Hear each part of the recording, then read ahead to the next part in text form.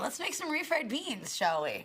Refried beans, one of my favorite things to eat. We are going to be taking these pinto beans that are from the Northarvest region of North Dakota and Minnesota. We have cooked them with an onion and some bay leaf. We're going to go ahead and strain these and pick out the bay leaves because we cannot eat bay leaves. They will make us sick. And then we will emulsify them with our choice of either butter or bacon fat. And for me, a good refried bean will always be emulsified with bacon fat and a little bit of seasoning. So let's get these draining.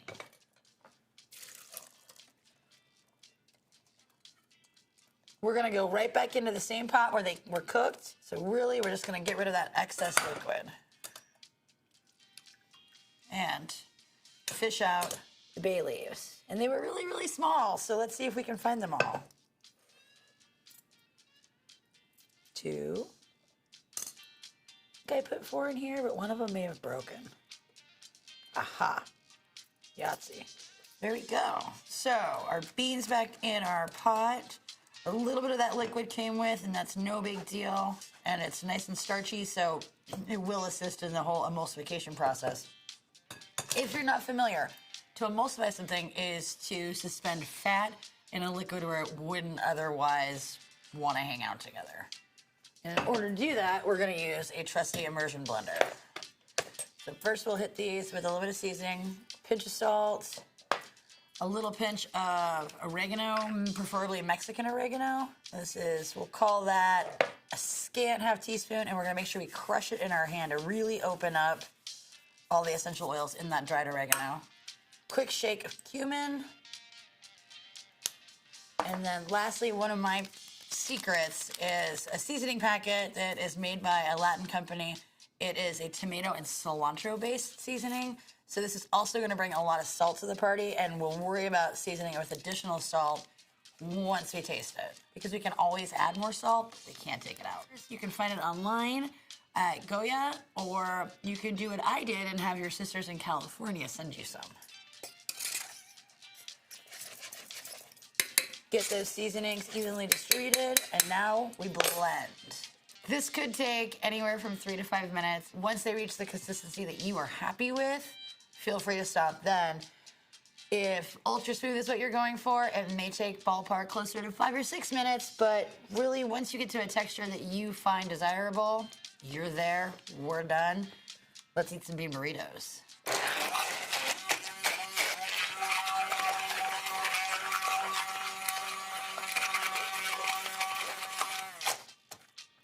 I have been known to do these on the stove with just a potato masher. I just find that with an immersion blender, it gets a little bit creamier, which is the texture that I personally prefer. Bacon fat I happen to collect whenever I cook bacon at home. My grandmother did it, my mother did it. This is an obscene amount of bacon fat, but that's because I work at a restaurant where we cook 6 cases of bacon at a time. If you wanted to start your own bacon fat collection at home, it's really just a matter of when you cook that bacon. Once that fat is not solidified cool, but still warm enough that it is liquid, pour it into a jar. My mother actually uses an old Crisco container, and my grandmother uses a mason jar. I use a deli container because I'm a chef and I have lots of them and they're readily available.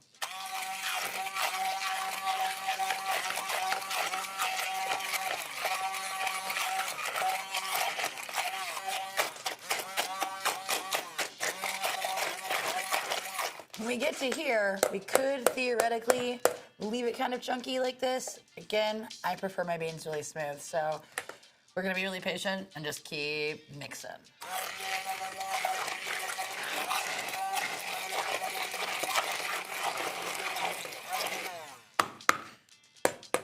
Scrape down the sides and we'll give it one last mix, and I think we're there.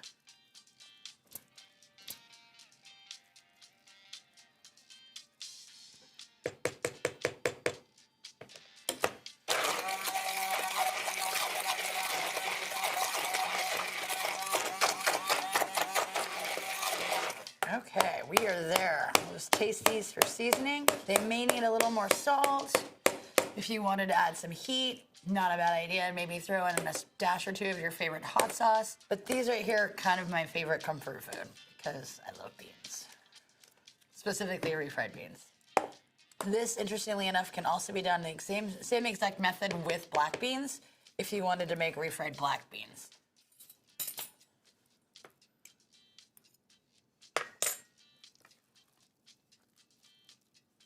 Touch more salt, and we're there.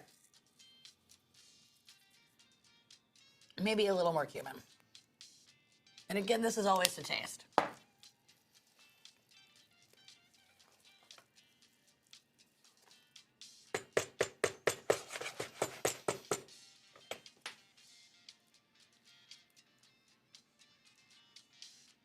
Who's ready for nachos?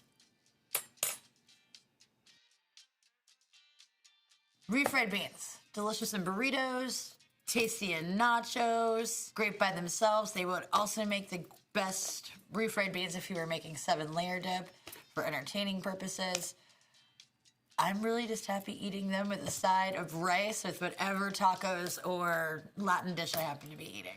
Big thanks to Family Wellness out here in West Fargo for hosting us today. And a wonderful thank you to the Northarvest Bean Growers Association for inviting me here to show you some really fun things with beans. If you enjoyed these recipes, please check out beaninstitute.com or find us on YouTube.